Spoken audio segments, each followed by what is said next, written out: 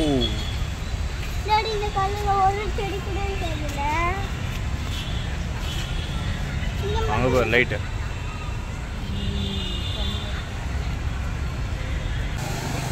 கண்ணி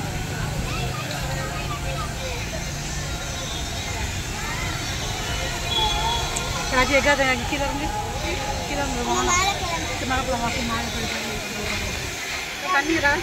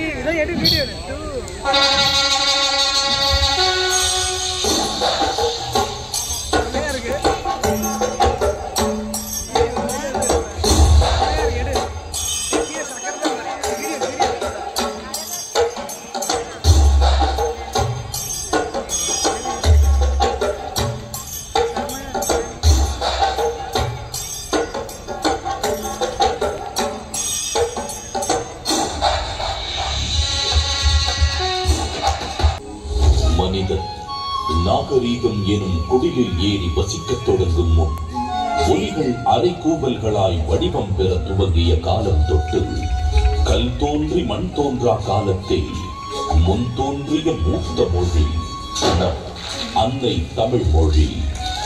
காலமெல்லாம் கடந்து நிற்கும் நம் தமிழ் மொழி உலகின் மிக பழமையான மொழி என்று கருதப்படுகிறது. மொழிகளுக்கெல்லாம் தாய்மொழியாக திகழ்ந்து தமிழரின் வரலாறு, வாழ்வியல், அறம், மாண்பு மற்றும் கலாச்சாரத்தின் அடையாளமாக விழுந்து வரும் அன்னை தமிழ் மொழியின் தொன்மையை அதன் பண்பாடு, இலக்கியம், சிற்பக்கலை, ஓவியக்கலை, கட்டிடக்கலை மற்றும் கல்வெட்டுகளில் காண முடிகிறது. 3 பிரிவுகள், 133 அதிகாரங்கள், மொத்தம் 1330 குறள்களில் இப்பாரினை அளந்து இவ்வுலகிற்கு இன்றியமையாத பொதுமறையை இயற்றி தந்த தமிழ் தாயின் தலைமகன், வையத்துள் வாழ்வாங்கு வாழ்ந்த தெய்வ புலவர் திருமகனார் திருவள்ளுவர்.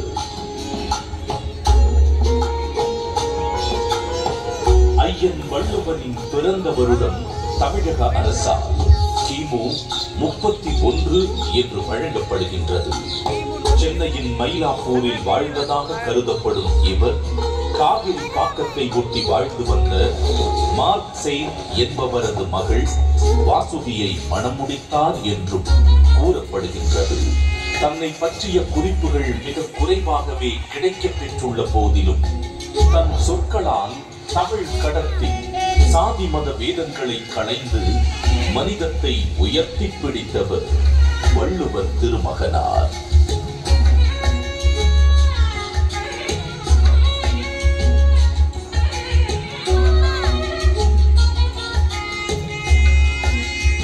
சுமார் 2000 ஆண்டுகள் பழமையான சங்க இலக்கியத்தில் 11 கீழ் கணக்கு நூல்களில் ஒன்றான திருக்குறளை தமிழ் மொழியின் தலை சிறந்த நீதி நூல்களில் ஒன்றென கூறலாம். 1.5 அடியில் 7 சொற்களில் மட்டுமே கொண்டு எழுதப்பட்டு ரத்தின சுருக்கமாக அதே நேரத்தில் மிக ஆழமான கருத்துக்களை வெளிப்படுத்தும் நூலாக மிகச் சிறிய வார்த்தைகளில் மிகப்பெரிய தத்துவங்களை அடக்கியுள்ள நூலாக இருக்கும் திருக்குறள் இன்றும் அது வகுத்தளிக்கும் நெறிமுறைகளுக்காகவும் அது வழங்கக்கூடிய பகுத்தறிவிற்காகவும் தமிழர்கள் மட்டுமல்லாது பல்வேறு மக்களாலும் விரும்பி போற்றப்படுகிறது.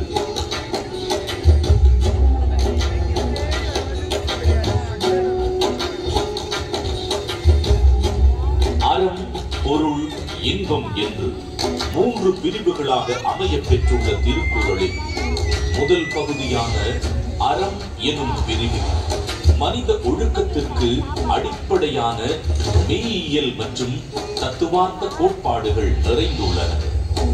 உதாரணத்திற்கு காலத்தினார் செய்த நன்றி சிறிதெனினும் ஞானத்தின் மானப் பெரிது எனும் குறள் ஒருவர் செய்யும் உதவி மிகச் சிறியதாக இருந்தாலும் அதை தக்க காலத்தில் செய்தால் அது இவ்வுலகை விட பெரியது என்று கூறுவதன் மூலம் நட்பின் மேன்மையையும் உதவி செய்வதன் முக்கியத்துவத்தையும் எடுத்துரைக்கிறது.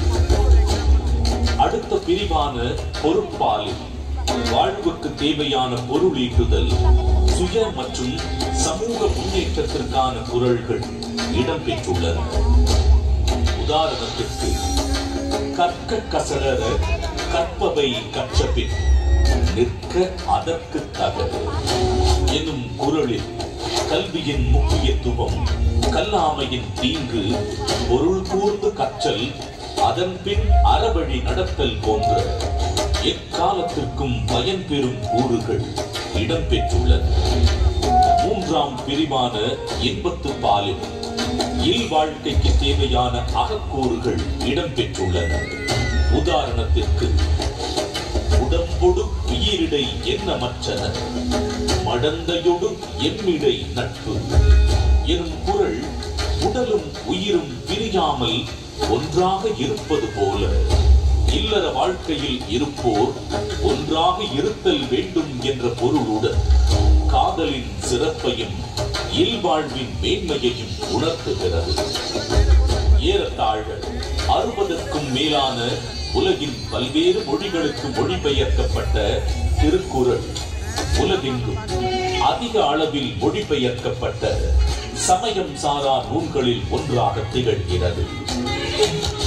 திருக்குறளின் இலக்கிய வடிவமும் பொருளடக்கமும் அதன் செம்மொழி தன்மையை வெளிப்படுத்துவதுடன் உலக இலக்கியத்தின் ஒரு மாபெரும் ஆவணமாகவும் விளங்கி தமிழின் தொன்மையையும் தமிழர்களின் பெருமையையும் இப்புவியெல்லாம் கொண்டு சேர்த்துள்ளது. வள்ளுவருக்கும் அவருடைய குரலுக்கும் பெருமை சேர்க்கும் வண்ணம் அன்றைய தமிழகத்தின் முதலமைச்சராக இருந்த முத்தமிழறிஞர் டாக்டர் கலைஞர் மு. கருணாநிதி அவர்கள் திருக்குறளுக்கு உரை எழுதியது மட்டுமல்லாமல் பேருந்துகளில் திருக்குறள், பள்ளி பாடங்களில் திருக்குறள், திருக்குறள் கவியரங்கம், திருக்குறள் ஆய்வு என எளிய மனிதருக்கும் வள்ளுவரை கொண்டு சேர்த்தார். அவரது புகழை நிலைநாட்டும் விதமாக 1975 தொடங்கி பல இன்னல்களுக்கு பின்னர் 2000ஆம் ஆண்டு குமரி முனையில் 133 அடி உயரமுள்ள திருவள்ளுவர் கற்சிலையை திறந்து வைத்தார். இதைத் தொடர்ந்து குமரியில் உள்ள திருவள்ளுவர் சிலையின் வெள்ளி விழாவை முன்னிட்டு விவேகானந்தர் பாறை, வள்ளுவர் சிலை இவ்விரண்டையும் இணைக்கும் விதம் சுமார் 250 அடி நீளமுள்ள கண்ணாடி பாலம் தமிழக முதல்வர் மு. க. ஸ்டாலின் அவர்களால் திறக்கப்பட்டது. இந்தியாவின் முதல் கடல் மேல் கட்டப்பட்ட கண்ணாடி பாலம் இது என்பது வள்ளுவருக்கு மற்றொரு மணிமுடி. திருக்குறளை கொண்டாடும் பல முன்னெடுப்புகளில் முக்கியமான ஒன்று திருவள்ளுவரின் முக்கியமான நினைவு சின்னங்களில் ஒன்றான சென்னை நுங்கம்பாக்கத்தில் முத்தமிழறிஞர் டாக்டர் கலைஞர் மு. கருணாநிதி அவர்களது நேரடி கண்காணிப்பில் 5 ஏக்கர் பரப்பளவில் தோரணவாயில், அரங்க மண்டபம், கருங்கல் தேர், தேர் கோபுரம் என மிக விமர்சையாக வள்ளுவர் கூட்டம் 1976ஆம் ஆண்டில் உருவாக்கப்பட்டது. தமிழர்களின் பாரம்பரிய கட்டிடக்கலைகளின் அடிப்படையில் அமைக்கப்பட்டுள்ள வள்ளுவர் கூட்டம் வள்ளுவருக்கு புகழ் சேர்க்கும் இடமாகவும் தமிழ் மொழி சார்ந்த பல பண்பாட்டு நிகழ்வுகள் நடைபெறும் இடமாகவும் திகழ்கிறது. ஒரு குறிப்பிட்ட காலத்திற்கோ அல்லது ஒரு குறிப்பிட்ட இனத்திற்கோ என்றில்லாமல் யாதும் ஊரே என எல்லா நாட்டவருக்கும் ஆகச் சிறந்த அறநூலாக விளங்கும் சமத்துவ நூலா திருக்குறள் கரைகள் தாண்டி கண்டங்கள் கடந்து மனிதர்களின் இருள் சூழ்ந்த இடங்களில் ஒளி வீசி அறவழியை காட்டுகிறது. தமிழர்களின் பெருமையை பாரினில் உயர்த்தி பிடித்திருக்கும் திருக்குறள் வள்ளுவர் நம் தமிழ் அன்னைக்கு சூட்டியிருக்கும் மாட்சிக்குரிய மணிமகுடம்.